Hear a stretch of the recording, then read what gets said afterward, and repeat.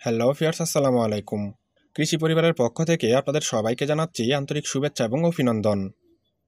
Fierce, আজকে কিন্তু খুবই গুরুত্বপূর্ণ একটি ভিডিও নিয়ে হাজির হয়েছি। আপনারা যারা বরবটি চাষ করতেছেন বা করতে চাচ্ছেন তাদের জন্য কিন্তু এই ভিডিওটা খুবই গুরুত্বপূর্ণ। কারণ আজকের ভিডিওতে আমি আপনাদেরকে দেখাবো কিভাবে টবের মধ্যে 12 মাসি বরবটি চাষ করতে হয়। আজকে আমি টবের মধ্যে বরবটি বীজ লাগানো থেকে শুরু করে বরবটি ধরা পর্যন্ত প্রায় সম্পূর্ণ পদ্ধতিটাই দেখাবো। তার সাথে সাথে আমি আরও দেখাবো টবে লাগানো বরবটি গাছে কী কী পরিচর্যা করলে মাত্র 30 থেকে 35 দিনের ভিতরে বরবটির বাম্পার ফলন পাবেন। প্রথমে দেখুন ভিউয়ার্স, আমার টবে লাগানো বরবটি গাছগুলো কত সুন্দরভাবে বড় হচ্ছে। আমি কিছুদিন আগেই টবের মধ্যে কিছু পরিমাণ বরবটি বীজ লাগিয়ে দিয়েছিলাম, আর সেই বীজগুলো থেকেই কিন্তু বরবটি চারাগুলো এত সুন্দরভাবে বড় হচ্ছে।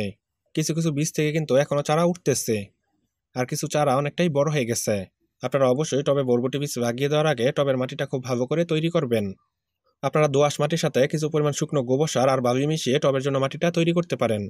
আমি বরবটি চারাগুলোর মধ্যে নিয়মিতই পানি দেই। আপনারা অবশ্যই টবের মধ্যে বরবটি বীজ লাগিয়ে দেওয়ার পর নিয়মিত পানি দিবেন। এতে করে চারার বৃদ্ধি দ্রুত ত্বরান্বিত হবে। ফিয়ার্স, আমি ফিরে আসছি আরও কিছুদিন পর যখন আমার এই চারাগুলো আরেকটু বড় হবে। ফিয়ার্স, আমি আবারও ফিরে এলাম কিছুদিন পর। দেখুন ফিয়ার্স, আমার বরবটি চারাগুলো কিন্তু ইতিমধ্যে অনেকটা বড় হয়ে গেছে। আমি কিন্তু এই বরবটি চারাগুলোর মধ্যে এখন পর্যন্ত তেমন কোনো পরিচর্যা করিনি। আমি ইতিমধ্যে বরবটি গাছের মধ্যে একটি বাউনিও দিয়েছি, যাতে করে আমার বরবটি গাছগুলো খুব দ্রুত উপরের দিকে বাইতে পারে। ফিয়ার্স, আমি ফিরে আসছি আরও কিছুদিন পর যখন আমার এই বরবটি গাছগুলো আরেকটু বড় হবে। আমি আবারও ফিরে এলাম কয়েকদিন পর। দেখুন ফিয়ার্স, আমি বরবটি গাছগুলোর মধ্যে নিয়মিতই পানি দেই। আজকে আমি এই বরবটি গাছগুলোর মধ্যে পরিচর্যা করব। পরিচর্যা বলতে আজকে আমি কিছু পরিমাণ রাসায়নিক সার দিব, তবে আপনারা চাইলে জৈব সার দিয়েও পরিচর্যা করতে পারেন। আমি জৈব সার এবং রাসায়নিক সার উভয় সার দিয়ে আপনাদেরকে পরিচর্যা করে দেখাবো। আমি প্রথমে এখানে দিয়ে দিচ্ছি কিছু পরিমাণ কার্বোফুরান। আমি এখানে 4 থেকে 5 গ্রামের মতন কার্বোফুরানটা দিয়ে দিচ্ছি। আপনারা চাইলে বিভার 5G অথবা সানফুরানও দিতে পারেন। এই কার্বোফুরান গাছকে বিভিন্ন রকমের পোকামাকড় আক্রমণ থেকে রক্ষা করবে। এই পর্যায়ে আমি দিয়ে দিব কিছু পরিমাণ ইউরিয়া সার। আমি এখানে 4 থেকে 5 গ্রামের মতন ইউরিয়া সারটা দিয়ে দিব। এই ইউরিয়া সার গাছকে টাটকা এবং সতেজ রাখতে সাহায্য করে। তার পাশাপাশি গাছকে খুব দ্রুত বৃদ্ধি করে। এই পর্যায়ে আমি টিএসপি সারটাও দিয়ে দিব। আমি এখানে 5 থেকে 7 গ্রামের মতন টিএসপি সারটা দিয়ে দিচ্ছি। এই টিএসপি সার গাছের ফসফরাসের ঘাটতি পূরণ করে। এতে করে বরবটি গাছগুলো খুব দ্রুতই বৃদ্ধি হবে আর একটা নির্দিষ্ট সময়ের ভিতরে ফলন আসবে। তাই বরবটি গাছগুলো ছোট অবস্থায় অবশ্যই আপনারা টিএসপি সারটা দিয়ে দিবেন। এই পর্যায়ে আমি দিয়ে দিব কিছু পরিমাণ পটাশ সার। এই পটাশ সার বরবটি গাছে খুব দ্রুত ফুল ফল আনতে সাহায্য করে।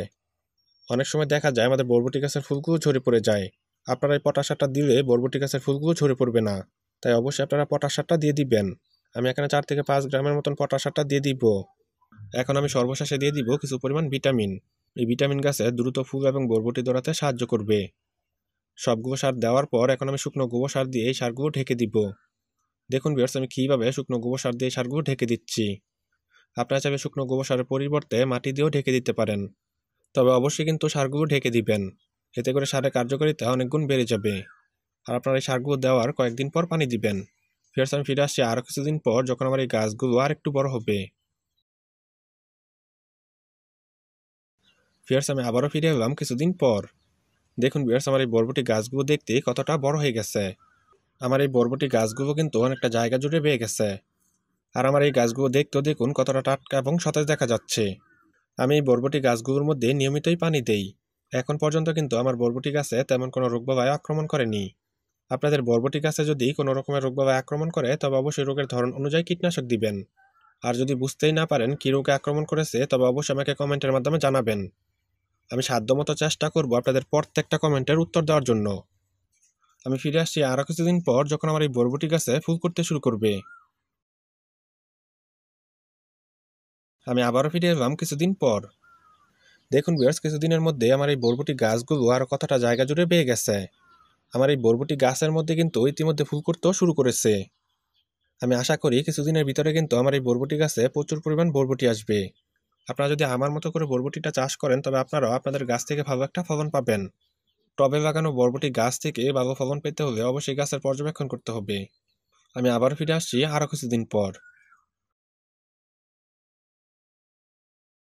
ভিউয়ার্স, আমি আবার ফিরে এলাম আরও কিছুদিন পর। দেখুন ভিউয়ার্স, ইতিমধ্যে কিন্তু আমার বরবটি গাছে প্রচুর পরিমাণ বরবটি ধরেছে। আর বরবটিগুলো কিন্তু অনেকটা বড় হয়ে গেছে। আমি কিন্তু এই বরবটিগুলো এখনই তুলতে পারবো। এর পাশাপাশি কিন্তু বরবটি গাছের মধ্যে আরো প্রচুর পরিমাণ বরবটি ধরতেছে। আমার এই বরবটি গাছটা বিস্তীর্ণ জায়গা জুড়ে বেয়ে গেছে। আপনারা অবশ্যই বরবটি চাষ করার সময় মাচাটা বড় করে দিবেন। এতে করে বরবটি গাছটা খুব সহজে এবং অল্প সময়ে চারদিকে বেয়ে যাবে। তাই অবশ্যই ভিউয়ার্স আপনারা মাচাটা বড় করে দিয়ে দিবেন। এখন আমি কিছু পরিমাণ বরবটি তুলে নিব। আমি একে একে বড় বড় বরবটিগুলো তুলে নিচ্ছি।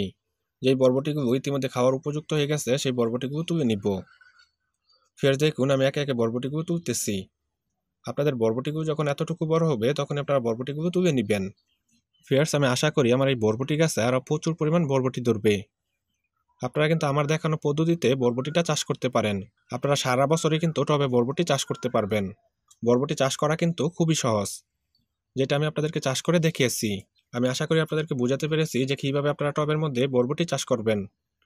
বরবটি চাষ সম্পর্কে যদি আপনাদের কোনো মতামত জানার থাকে তাহলে অবশ্যই কমেন্ট বক্সে কমেন্ট করবেন। আমি সাধ্যমতো চেষ্টা করব আপনাদের প্রত্যেকটা কমেন্টের উত্তর দেওয়ার জন্য। আপনারা চাইলে কিন্তু আমাদের ফেসবুক পেজেও যুক্ত হয়ে যেতে পারেন। আমাদের ফেসবুক পেজের নাম হচ্ছে কৃষি পরিবার। আমার এই ভিডিওটা যদি আপনাদের কাছে ভালো লেগে থাকে তাহলে অবশ্যই লাইক, কমেন্ট এবং শেয়ার করবেন।